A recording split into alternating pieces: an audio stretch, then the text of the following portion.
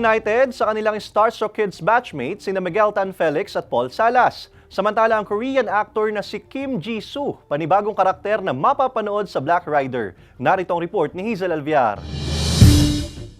Nagkaroon ng mini reunion ang ilang Starstruck Kids na kinabibilangan ni Running Man Philippines Season 2 star Miguel Tan Felix at Sparkles Paul Salas. Nag-post pa si Miguel ng cool na transition video ng Then and Now kabilang sina Paul, JM Reyes, Kurt Perez, Gabriel Rojas at Sandy Talag.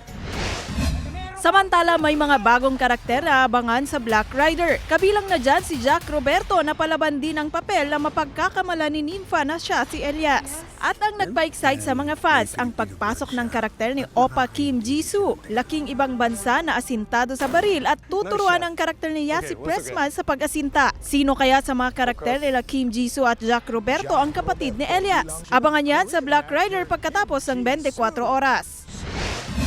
The long wait is over dahil ang murder mystery series sa Widow's War ni Bea Alonzo at Carla Abellana mapapanood na. Star-studded ang cast na iikot sa kwento ng nasirang pagkakaibigan ng karakter ni Bea at Carla hanggang sa sila'y makapag-asawa ngunit masasawi ang kanilang mga napangasawa at magtuturuan kung sino ang pumatay. Ang mga misteryo magsisimula na mamayang 8:50 PM sa GMA Prime. Hazel Alviar, Balitang Southern Tagalog.